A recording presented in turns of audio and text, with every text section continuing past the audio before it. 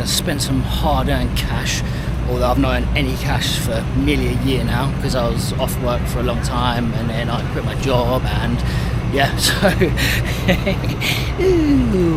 good morning fine people. The day is the 3rd of March and I am in Bowhole. It is checkout day today, so I am taking a ferry back to Cebu, staying in Cebu for a night, and then tomorrow morning I fly to Coron. So today's adventure is a transit day, and it's well worth factoring this stuff in when you are traveling. It's not as easy as kind of I'm going to go here on this day, I'm going to go there. You need a transit day, and today is one of those days. So in terms of vlog content, nothing to get a stiffy over. It's just kind of like me waiting around for stuff to happen. But I'm just checking out my room now, and I'm in this beautiful place. I've shown you some footage of it before. So this is like an eco hotel, so an eco resort is what it's called, and basically it's all sustainable, all made from like wooden materials, uses dry toilets, all that sort of stuff. Beautiful, beautiful, beautiful, right on the edge of the forest. I mean, like huge banana trees, coconut trees, everything like that. The place is alive. It's beautifully alive, and if you're into that, well worth coming here. So if you come to Bowhole, highly recommend staying here. And I just got my bill through. So my bill, so let's put this into perspective. Okay, so I stayed here for 2 nights. My room was 3,600, which is around about 50 quid for 2 nights, so £25 a night in this beautiful place. Make it make sense. So yeah, 25 quid a night, so 50 quid for that. And then basically for 2 days worth of food, so I've had, where are we going? Chicken ababode, an egg fried rice with an extra boiled egg on there, 2 beers, a mango float tub. I've had 4 eggs for breakfast every day, brewed coffee. I've had beers, more beers. I rented a scooter yesterday, so I rented the scooter in there, and also my transfer from the hotel to the ferry port today, and that came in at £3. So it's basically, it's cost me £100. It's cost me, what is it? Yeah, 50 quid for the 2 days. It's about £53. So it's cost me £53 to stay here for the 2 nights, and then it's cost me £53 for all the other bits, including hiring a scooter for the day and my transfer back to the ferry port. So let's round it up and be very fair and say, look, it's £110. £110. I mean, what do you get in the UK for £110? I took my daughter and her sort of half sister to Nando's a few months back in Braintree, I think it was. It came to 80 quid. 80 quid to feed 3 people chicken. I mean, I've come here, I'm in paradise. I've rented a scooter to cruise around paradise. I've drunk beers, I've had a mango float. I've done all that I've needed to do. Just over that, 20 quid more than that. Yeah, the Far East is incredibly, in terms of pricing, yeah, there's a huge disparity, and it just makes you realise, like, why is it so expensive in the West? My honest opinion is taxation is just got out of hand because of the greed of government, because they just don't know what they're fucking doing. They're all a bunch of buffoons. Anyway, I'm not here to run a country, I'm here to show you the world, and today we're going to show you the world. So yeah, going to get my shit ready, get packed up, and then head over to the ferry port and just mince around a little bit, edit some videos. I've got some videos that need to be posted, but the internet is terrible, so I promised myself I was going to vlog every day for 30 days and didn't factor in the internet. Again, just like assuming things will work, and yeah, it's been a bit brutal, so I need to get a good internet connection, but I will. When I'm back in Cebu, I can basically hammer the uploads and then I'll schedule them. So I've got like 4 videos. Yeah, I've got four videos that will be scheduled to be posted, and I'll schedule them all in consecutively, and then that effectively gives me a day run up, is 4-day run up, so that I can film stuff, put it in, film stuff, because I don't know what the internet's going to be like in Coron either. So I'd imagine it's going to be similar to here, like being islandy. So that is the plan. But first I need to pack the bag. But in summary, this place here, so OM Horizons, which is an eco resort over in Bowhole. If you are coming here, highly recommend it. There'll be a link down in the bottom of this video. I would recommend coming here. Fantastic place and great value for money. So just a little tip if you are thinking of backpacking, and again, I'm no consummate fucking expert at backpacking. I've only just started getting into things like this. Luke Bistrom is. If you follow me on my Instagram, my friend Luke, he'll be tagged in a few posts from the Philippines in the beginning of it.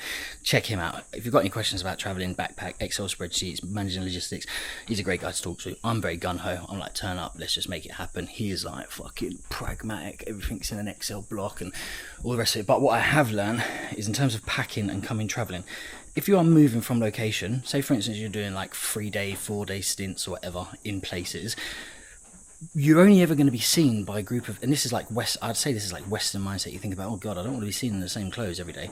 Some people might think that, some people might. I'm quite conscious of like dressing and making a good appearance and things like that, and that's not because I want other people to prove. It's just like how I pride myself. I've always prided myself on that. So I'm always like, I need enough clothes to kind of get me through. When you are transitioning, no one sees you long enough to take note, and also no one out here cares. So I would say, like, I've overpacked again. When I go to Thailand, and I'm going to hold myself to this, when I go to Thailand, I'm going to take 3 pairs of shorts, 2 vests, 3 t-shirts, some toiletries, pair of trainers, some socks, and that's it. That's all I'm going to take. I'm going to take 1 rucksack. I'm not even going to take my camera. I'm just going to take my action cam, and I'm going to do that. That's it. That's all I'm going to travel with. Because moving around, carrying all this shit, you don't need it. And the more and more I've travelled, and the more and more I've seen people in different cultures and different places and that, less is happiness. I think Western society gears us up to be like, you need shit. You need shit to prove your worth to the world. You need nothing. You need good people around you and to love yourself. That's all you need. That is also like Maslow's laws. You need shelter, you need food, you need water, you need safety, you need those things as well. But you don't need all the other shit, particularly clothes and stuff like that when you're traveling. Like, keep it super simple. Stuff looks like wickable, sporty, dries out very quickly. You know, it's comfortable to be in all day long. Not going to give you a wedgie when you're sat on a ferry. That sort of jam. Just pack light. One of my favouriteest lizards in the world. Tokay gecko, a little baby one. You might be able to see him down there. I knew I had a guest in my room last night. The one that was barking was definitely not this one, because this is a tiny baby one. So this is a baby tokay gecko. And you can see here, he's got his stripy type and striky tail, and he's got his orange spots. And inside his mouth, I don't know if you can see that, is pitch black. And what they do as a defense mechanism, when they feel scared, they open their mouth and you see this black space. And it's quite scary, particularly when they're much bigger, because they do get a lot bigger than this. And they also do that barking noise as well during the night. So if you've heard that noise, these are little fellas that do it. And yeah, they are one of the biggest types of geckos there is. I think there's like a gargoyled gecko, or like it comes from an island somewhere. Yeah, there's another type of gecko that's a little bit bigger, but they are one of the biggest type of geckos, and their reach is pretty much throughout Southeast Asia. Like you also get them in Japan as well, I believe. I might be wrong there, but yeah, I've heard them in Bali, Indonesia, Malaysia, and now obviously here in here. But here he is, and there he goes. Little bark and he disappears, and don't worry, that's absolutely fine. He's off ski. You can't beat an outside shower. Look at this. So, very clever system. Obviously the water system here drains down into here, then into this bit here. There's a plant that grows out of it. The shampoo and stuff is the only one you can use. You can't use ideally don't use your own stuff because the chemicals in it. This is designed to not screw the plant up, so it'll feed down here. The plant will get fed, it will grow, it will be vigorous. There's a little sunspot in here. Yeah, it's just beautiful. Like, it's absolutely beautiful. Al fresco showering. This is the view. He's worrying about Mr. Gecko, man. I told you he was okay. He's just on that pillow there, running around. They do that sort of stuff all the time. Also, they weigh very little, so gravity doesn't have the same impact on them as it does on us. So jumping and falling from that sort of height is normal, totally normal defense mechanism, and he's off on his way. The only problem is he's nocturnal, so he needs to go find somewhere dark to go hide, which he's in the process of doing.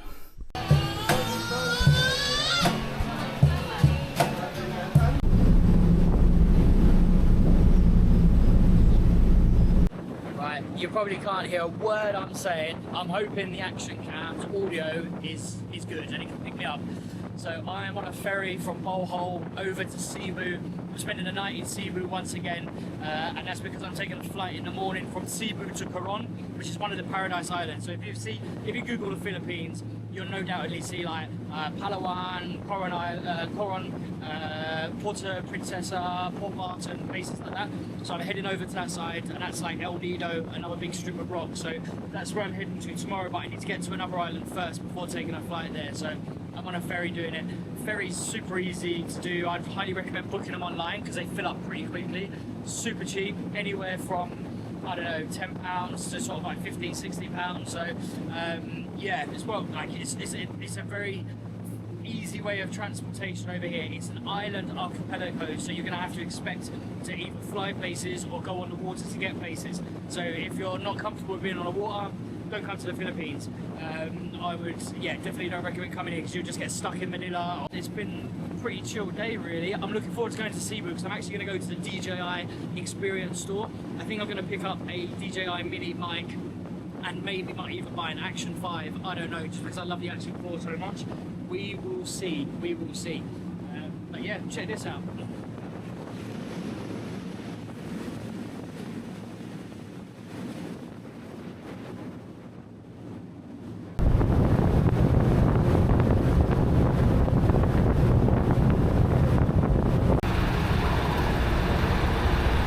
Made it to Cebu, so I'm back in Cebu again. I've been here previously before, although it was a very short stint. I am now back here for one night only, yours truly, back in Cebu. Don't think anything exciting is going to happen. I'm going to go to the DJI experience store. I'm going to spend some hard-earned cash, although I've not earned any cash for nearly a year now because I was off work for a long time and then I quit my job and yeah, so where am I getting this cash from? No.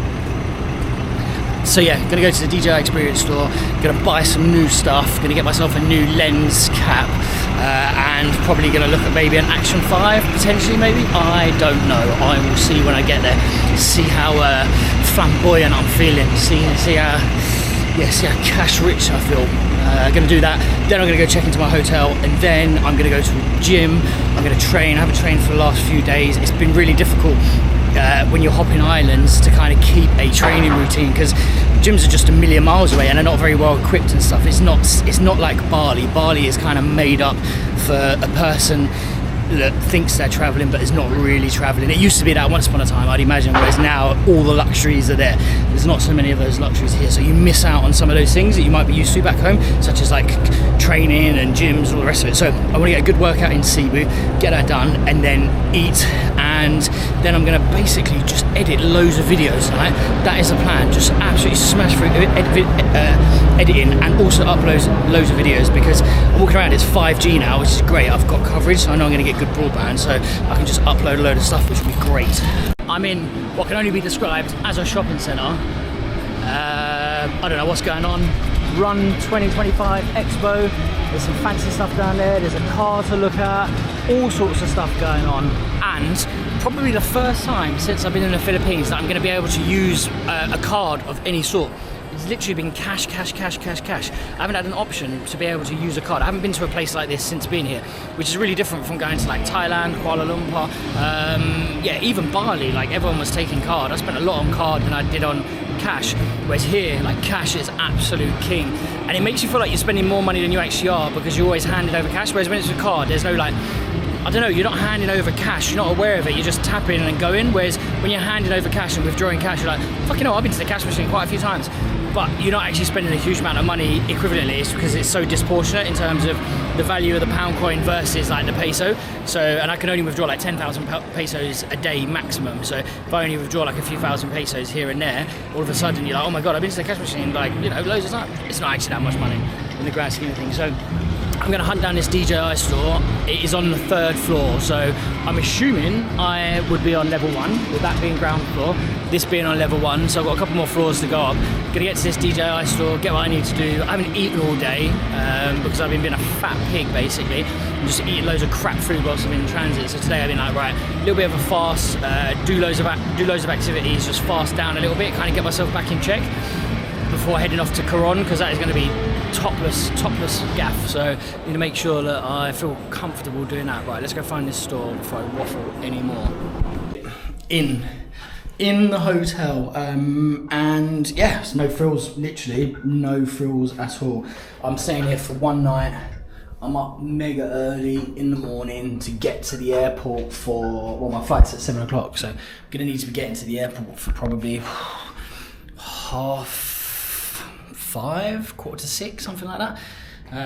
So yeah, super early. So not a fancy one this evening. I'm gonna, as I say, I've sourced a gym, a local gym, so I've sourced that, which is good. So I'm gonna go hit that shortly. I have got a balcony, fucking hell. Oh, access, no access. I guess there used to be access once upon a time, but they stopped because, fucking hell, that's deadly. It's very high up. I mean, a fall from here would not be cool. Good job I don't have vertigo. Yeah, upload some, start the process of uploading to the internet, get that stuff going. So by the time I come back, it'll be a case of produce some thumbnails, get those sorted. Look at this place. Yeah, produce some thumbnails, get those kind of cooking. The room, like, it's basically shit. Although in London you'd pay a fortune for that, high voltage ceilings they'd call it. And what you'd probably get is you'd have a room like this, there'd be a floor here, there'd be a mezzanine, with a bed up there, and then underneath here would be a work area with a kitchen, and it would be like a 1-bedroom bougie apartment. It'd be like $4.5 grand a month basically. That's what this would be. If this space existed in London, they would do this to every single one of the rooms, and it would be carnage, but someone would be making an absolute cream cracker. So yeah, gonna get changed now, gonna head over to the gym. It's a 5-minute walk from here. Gonna do that, train, and come back. I'll have videos uploaded, just have to tidy up thumbnails, put time codes in, do all that sort of stuff, then can start the process of editing some other videos, and I'll be fucking cooking. Finally, the internet.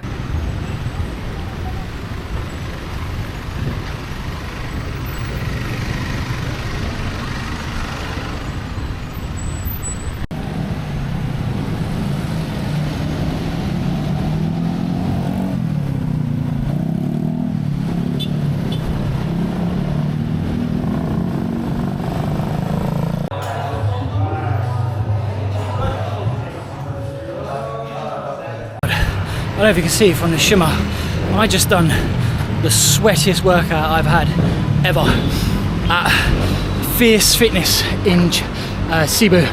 Oh my god, wow, it's like a sauna in there, which is great if you want to get a sweat on and just grind.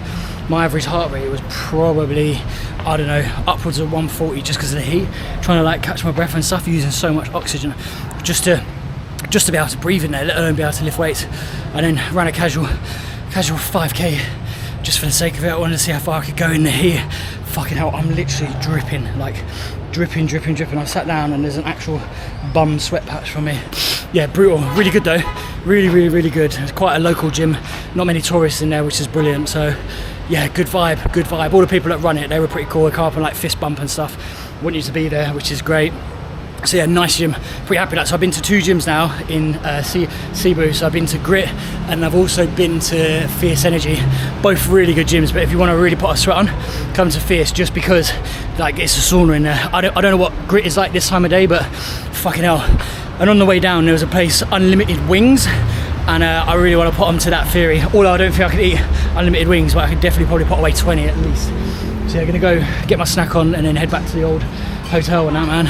And that is it. Good workout, man. Take care.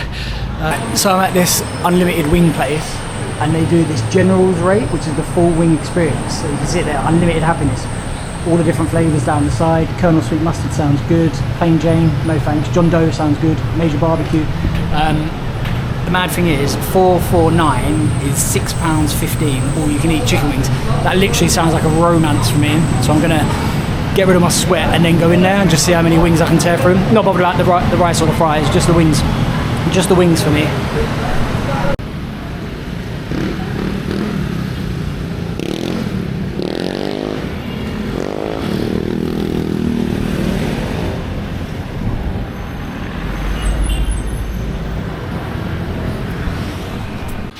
Day done. So yeah, literally the end of the day.